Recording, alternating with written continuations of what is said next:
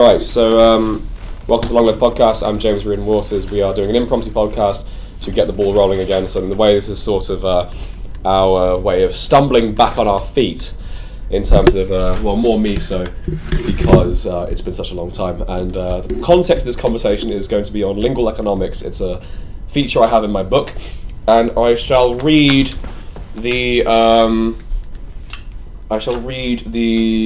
paragraph to everyone, and then we're talking about.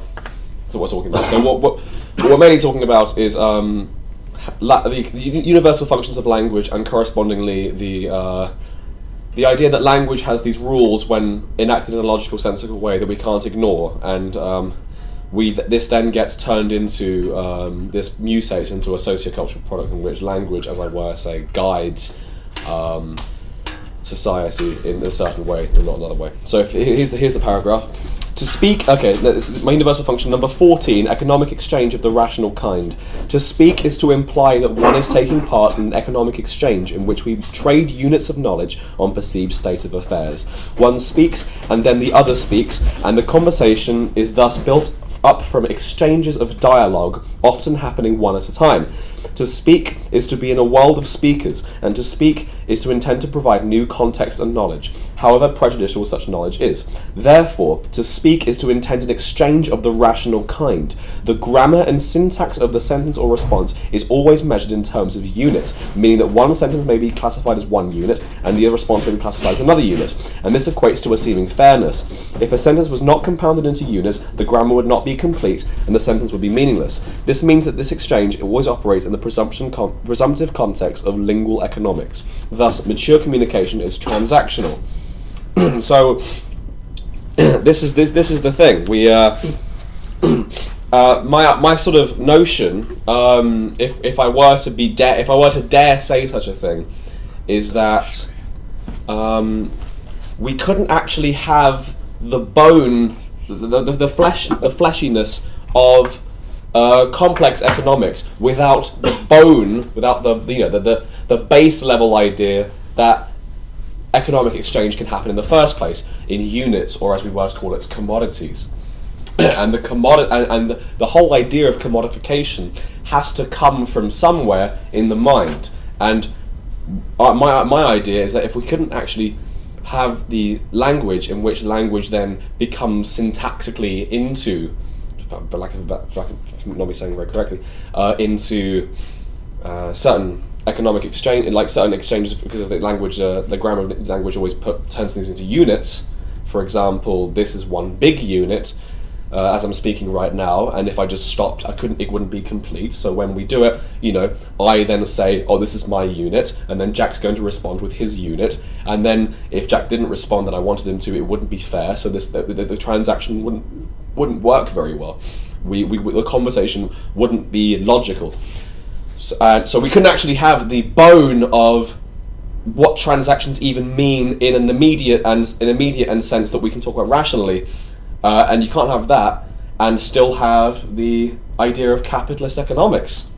So perhaps the idea of economic exchange comes down to the grammar and syntax of language itself. So I've been speaking for a long time there. If you have any thoughts on that, something that we're talking about?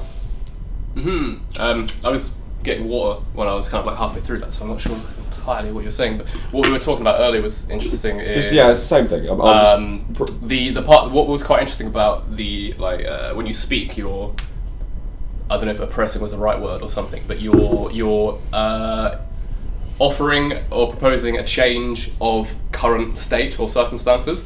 Whenever you're sort of just chilling, there's silence. Whenever you speak, you're kind of imposing your. This is another function. Your thoughts. You're imposing your thoughts out loud to say, this is now the discussion. And what was quite interesting was the whole thing about what if you're talking to yourself? Are you instructing? I'm going to explain. So I have 20 universal functions, all of which I believe that are laws that come with the grammar and language, all of which guide our society in certain ways. And this one is the notion of two functions together, which is forceful action over the non-speaking world and a seeming form of superiority over the non-speaking world. So when we speak, we imply the concepts of the entire world are located in the individual that's speaking, or the group that's speaking, or we can still call that like an individual group. And I've lost my train of thought. And when it locates, we end up seeing the world of concepts as something that's malleable, something that we can control, because the world of concepts in themselves don't see anything outside of the concepts. If I talk about the table, I'm then saying, well, I'm talking about the table in a way that's located for me. So I'm, in a way, possessive of the table. The table is in some way mine in this context. And now what Jack is saying, when you're making it the subject as well, you're subjugating the table by talking about it. The problem with the theory is that someone's got, well, it's not a problem actually, but it's not a problem at all, because I solved this. But the problem is, well, how is like sentences and language transactional if you speak on your own? This is the problem. You're not exchanging units with anyone. You're not trading at all. You're on your own. Now I solved that problem by saying there are many selves. So, Jack, you want to say the example of I'm hungry, I should make some food? Yeah. So you've got the hungry self would be basically telling yourself I need to eat some food, and you're having that conversation with your responsible self. Is kind of how Jimmy worded it. Nice and articulate. So you're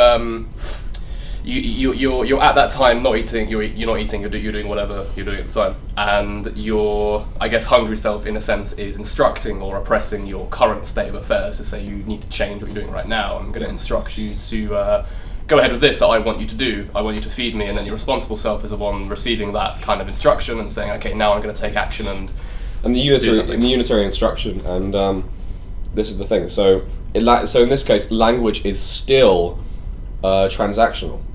We are still, as it were, the hungry self is, as it were, making a sort of trade where they're in debt to their responsible self, and they then say the sentence, the responsible self.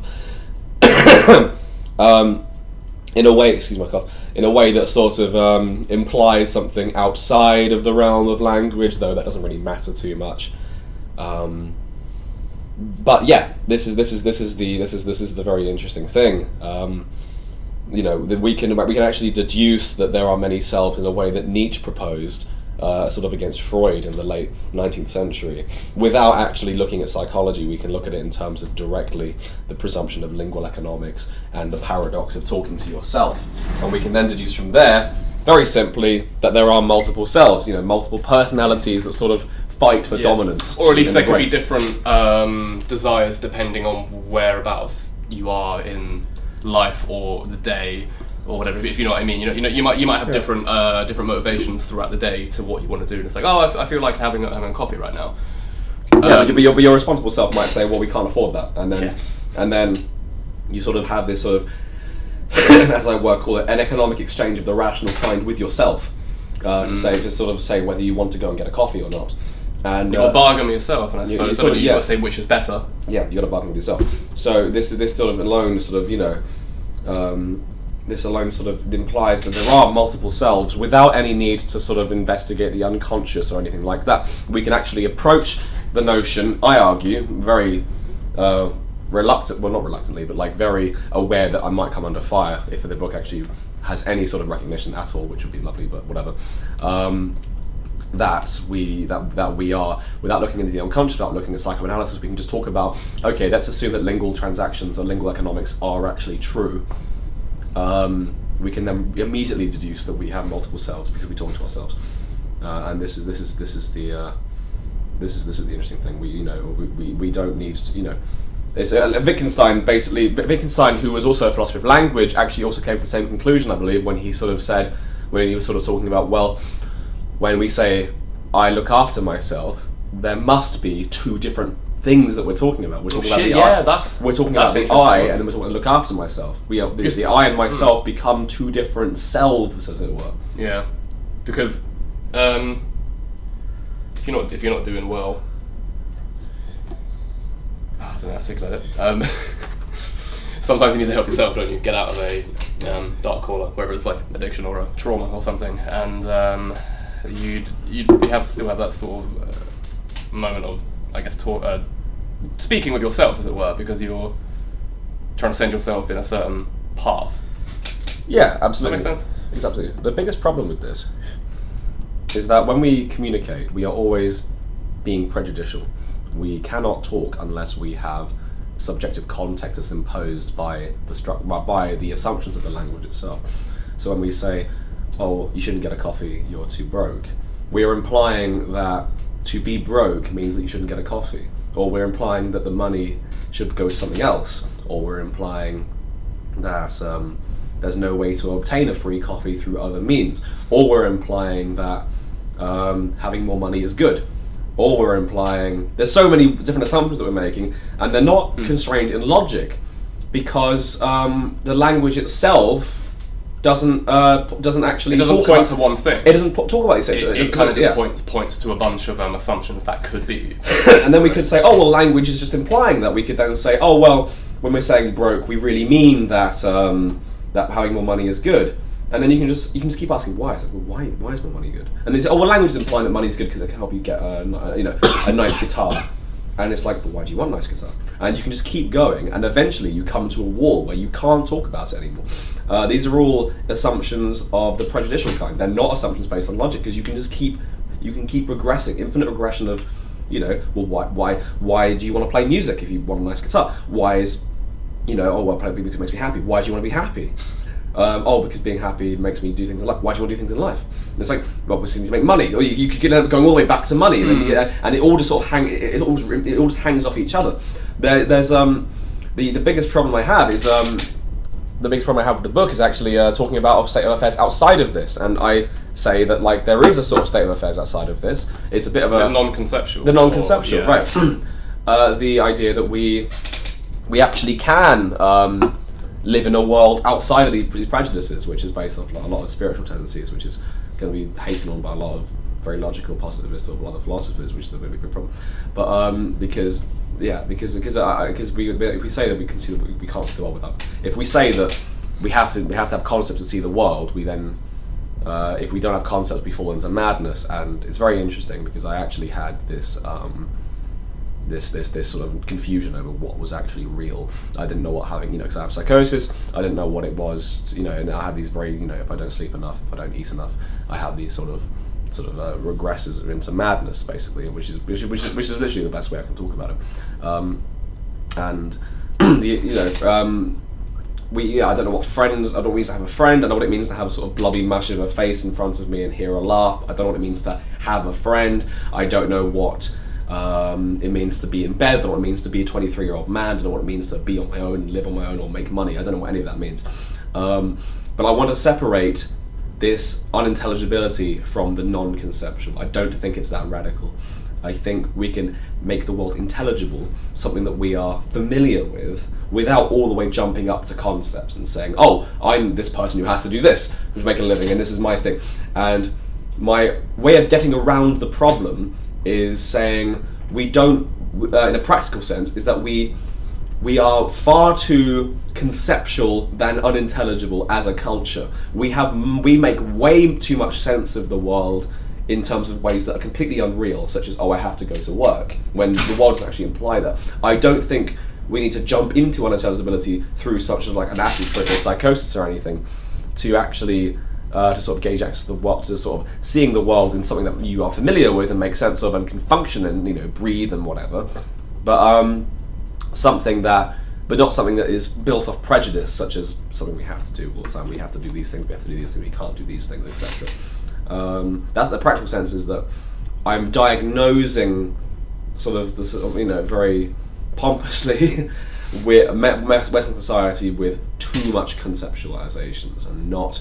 I think if we do jump into unintelligibility, we can actually see a world outside of these concepts. In a weird way, you're sort of it's like taking antibiotics. You're killing all the good bacteria, such as intelligibility, but we're also getting rid of all the bad shit, like the like the fact that we feel that we have to work. It's a big lingual bleach. Or like a non-lingual bleach, if you want to call it like that. We sort of bleach ourselves. We sort of we sort of kill the sort of the bacteria of concepts in our head, and we also lose intelligibility. But I want to clarify, I don't think intelligibility and concepts are the same thing.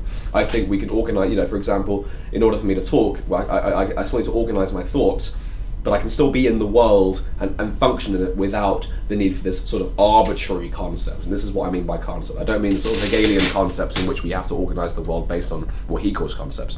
So that's just my idea. Maybe I can think of a question like, so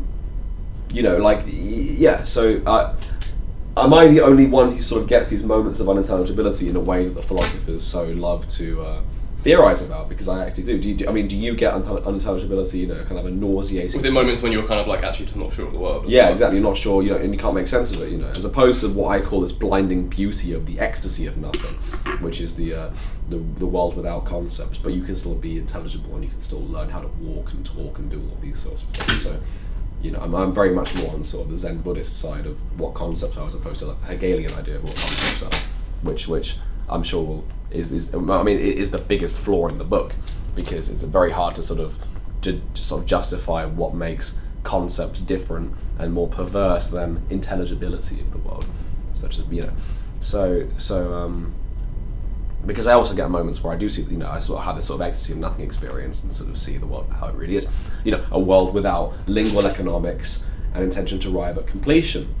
Are there any thoughts that you have? That whole idea of completion is quite interesting, because you were saying that, if I'm not mistaken, I think the implication you made was that we only think about the actual idea of a begin and an end, because language has created that, and it's possible that that might have stemmed from the fact that you begin a sentence and then you end it, and then you give that unit, and then you trade that. And an incomplete sentence isn't grammatically It doesn't correct. make sense. You can say, hey, how's... It doesn't make sense. Yeah, exactly. Yeah, and exactly.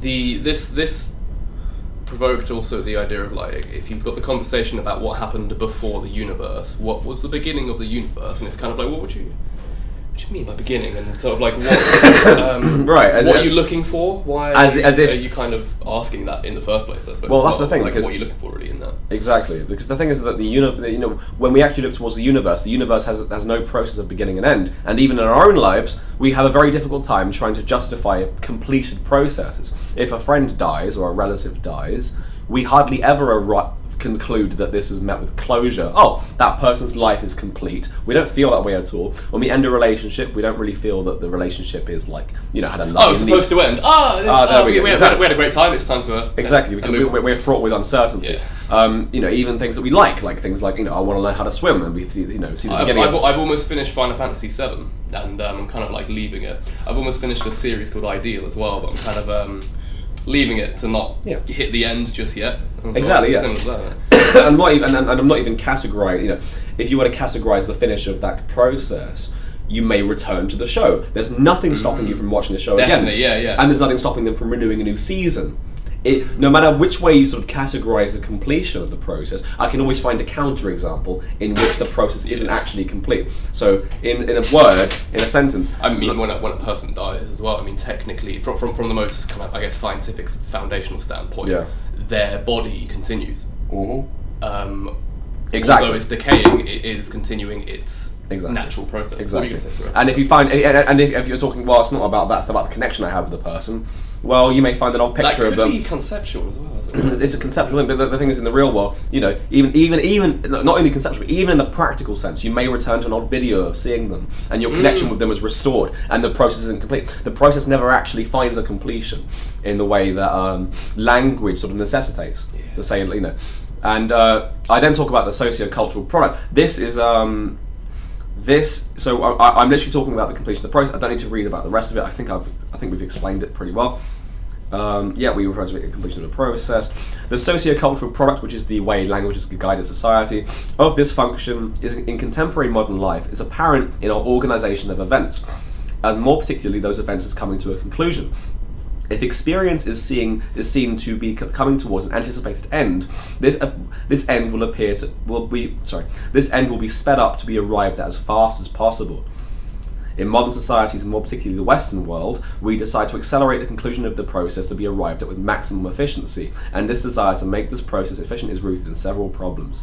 For one, efficiency only accentuates the dissatisfaction of waiting, and the more efficient capitalistic processes become, the more impatient we too will become. More importantly, however, when we view actions as forming into units and thus moving towards completion, the perceived completeness of a task projects itself as more of a reality than what we may now designate the unfortunate name of the time in between.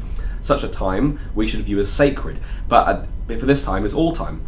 For the beginning and the end of the process is infinitesimally small, and so has no place to be considered in reality. There's no actual physical place in which the end of the process actually exists. And I'm going, yeah. So this is the thing. It's like, you know, actually this might be sort of relevant. So when you read a story, you read a fiction, or well, if you read a non-fiction, whatever it is, if you're reading a story, there's a beginning and an end to that story. But I mean, there really never was a beginning and end to that like person's history, because I mean, I'm trying to think of an example. Like if you're reading some fucking what's something that's non-fiction that's like a good read. I don't know, like some a story that you've heard about a just character who's out there. Henry VIII. Yeah, Henry VIII. So Henry VIII. We normally get taught, you know, this is like some of the this is the major stuff he did. This is the interesting stuff he did. Yeah. These were his wives and so on. But then if hypothetically you had a book or a film or something like that, you'd watch them from beginning and end, and I guess the implication could be, that was the entire story. But there wasn't a beginning. There's so much more outside of that. I mean, even outside of what we call the important events, he may have had a spiritual experience that he never told anyone. Really important to himself. 100%. This is the thing. But we have to. But the grammar of language necessitates completion of a process because of how sentences were structured. And you may say, well, that doesn't mean that this is the reason we see processes complete. And I'm like, well, actually, we can't have the flesh, you know, the sort of outside flesh of the idea of process of being complete without a preordained, unconscious, anthropological notion of completion in the first place. How would you even know what beginning and end means? Exactly. And this is, and not just because we talk about beginnings and ends, but because we need to be able to find something to talk about in completion. And that thing we find, I think, is rooted in language. We couldn't have found it anywhere else because it's an unreal process. And the only unreal process we engage in as a society is the lingual process, in which we represent reality in a way that it's not, in order to make sense of it. If you're a guy who, hypothetically not using words or something, and you're surviving, you're planting like food or something, right? You're planting some crops. Planting some seeds to later on eat when they sow. What was the beginning of that process? Was it the hunger? Oh, I've got to plant some food. Exactly. Or is it placing the seed into the soil? Or was it collecting the soil? Was it when? Is it a bit? It's pretty similar to like, I guess, the birth of like a child as well. It's sort of like was the child born when like it was a sperm cell, or was it when it then hit the egg? Was it when it became a fully grown fetus? You know, whereabouts is this plant that you're growing? Well, the seed comes from a plant, you know, it comes from whatever. That's come from a plant itself, right, exactly, and then there's a beginning to that too. Exactly, and it is a very cliche chicken and egg situation. But all processes are actually of this kind. And yeah, this is the thing, because language itself is I argue to be facilitating these processes of beginning and end, because there needs to be a structure of beginning and end present in something outside the world, because the world doesn't have it, but we have the structure of beginning and end. Where else is the structure lied but the formalized syntax and grammar of language? I don't think it can come from anywhere else. I don't think it was simple as like, oh, we just decided to think of beginning and ends, because, you know, you can't decide to think of capitalism, you know, like that and go, oh, this will help. Yeah, it has to be like a very weird process in which ideas become facilitated on top of each other and they keep going. I guess how it's similar to how language begun as well. It would have just begun with like grunts or something like that to symbolise a object, and then eventually that kind of. There was a fun comic by Cyanide and Happiness. You seen it, where it's like the guys are just like, me smash, me do this, and then matey comes up and he's like, good news everyone, I've invented language, so we can, you know, communicate. And then he says something like, he says like, thanks, this will, he goes, thanks, this will make me and Herc be able to talk properly. And he goes, Herc and I, and then they beat the fucking shit out of them. Yeah. That's interesting. Yeah, that's interesting. Yeah. And in the way they were kind of right, because they broke they sort of broke out. That's a silly thing to say. We can say. I was gonna make a joke like the language was actually being the oppressor in a certain way. So they were right to beat him to a pulp. Yeah. I joke. I think language is incredibly important and useful. Like, this is the thing. We just need to understand. But there probably are problems to it, right? There's loads. Well, that's the thing. There are loads of problems that we can't actually. There's fuckload of problems in just like having conversations with people, because they can get the wrong end of the stick of like what you're implying or what your intention is. The way the tone in your voice, you might sound aggressive, but that's just how you talk. You just naturally deep voice, or just like you speak quick. I think what's more important. I think what's important is like our disconnect from the world. We end up seeing the world in ways that don't actually make any sense. Or aren't real, I suppose, because you can also get. You mentioned how money is, if like cash money is a concept upon a concept. Credit as well. Like credit's like concept of. Was credit the highest one? Because credit points at like owing money, which then points at like the physical part of it, which then points at the like what you're gaining from it. Yeah, the actual values such as wheat or like something that you want to buy, which might actually be the valuable thing. You could sort of hastily or reluctantly say, well, this guitar that you're buying with the money actually points to something valuable, which is like the music, which is yourself actually, which is the music exactly. But I wouldn't necessarily say that because that's not necessarily the conclusion you have to draw. But certainly, the money it attempts to point to something in reality. The problem with concepts is that they're always prejudicial. So money sort of implies itself as being worthy of its own, which doesn't make any sense. It's definitely money. Not Money can't. That money has to be literally what its buying power is, and also we have to locate ourselves at a specific point. Money normally buys material goods like guitars and stuff, because we value material goods in the society. We value things as opposed to the value of like food, experience. Food and water, and maybe charitable events for people.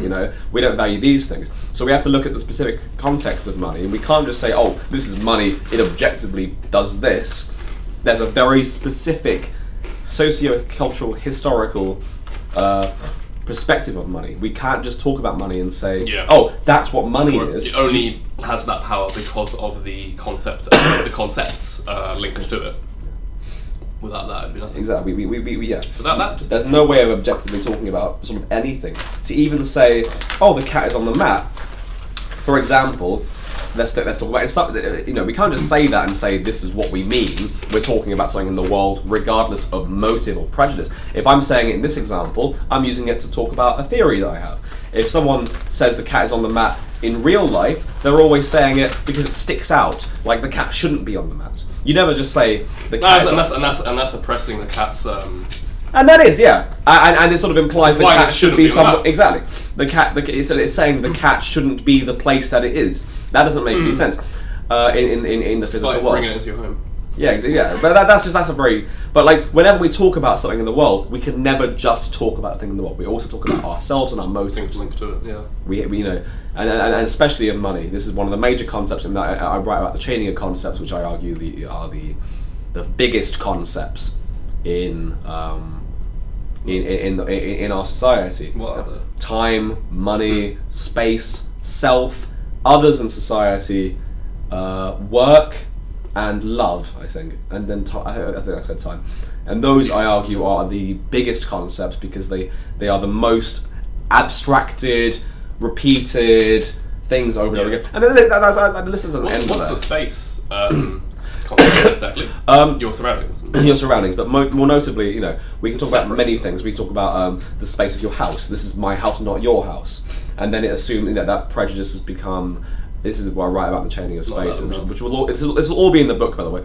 The chaining of space is, for example, ownership of property. This is my ownership. This is not your ownership. But we can't just say this is my place. It's still owning land as well. Owning land, what does it, and then the thing that what does it mean to own land? Doesn't mean anything in the real world.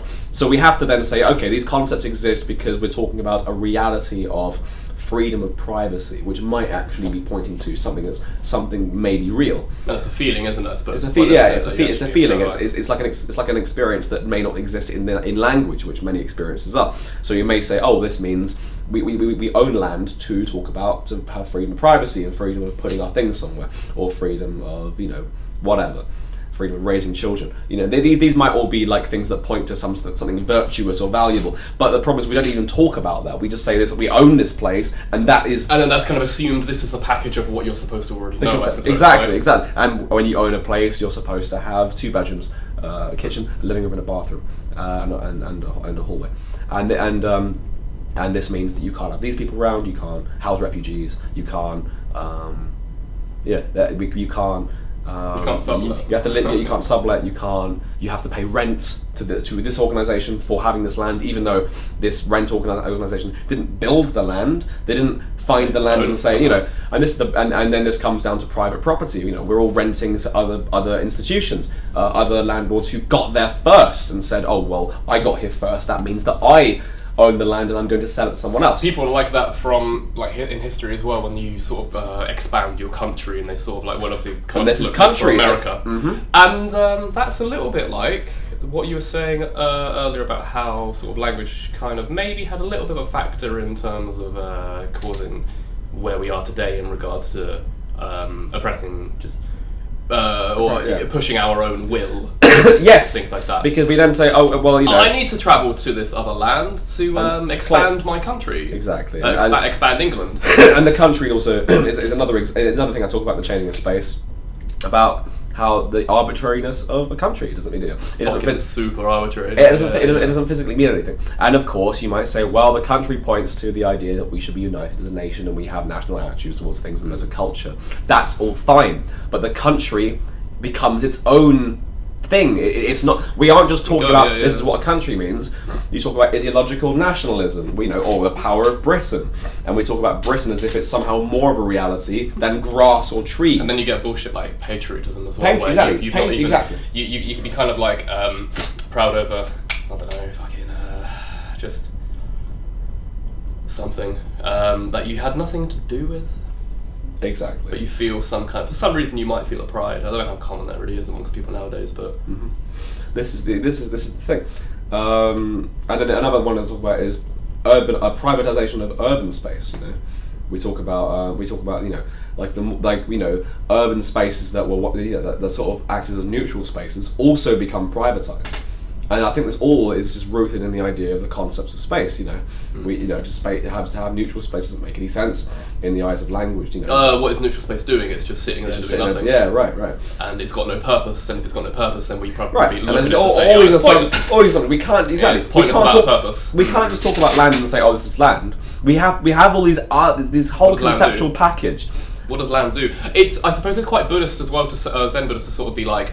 Like an animal just sort of just exists and does that, or when you're the world kind of just becomes to be. But when you're putting language on things, you might be like, what's the purpose of land? Mm-hmm. What is land and why do you have it? But it's like you don't really ask why do you breathe as such, because you just breathe and your heart just beats. Why does my heart beat? I'm not even making it beat. It just does. It's a bit of a weird way to kind of compare it, but I think hopefully you kind of know what I mean. Yeah, exactly. There is a definite connection here, because when we talk about language, we're always talking about its functionality. What it's useful for. The thing about the universe or the world is that it doesn't have a function.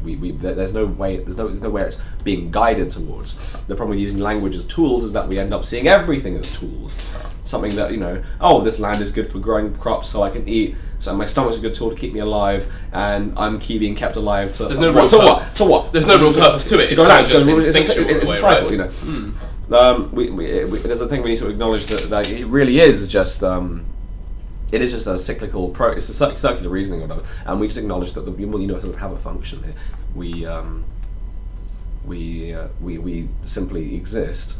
And we need to find ways that, my sort of very precariously say that, find things that lead to virtues, whatever they may be. It's just my sort of escape route, Well, what are we doing in the world? We'll do something that leads to virtue. That's kind of my sort of get out of jail free kind of virtues, or how do you make them sort of non-conceptual? Well, that's the thing. That's the thing. And what do you talk about in the real world?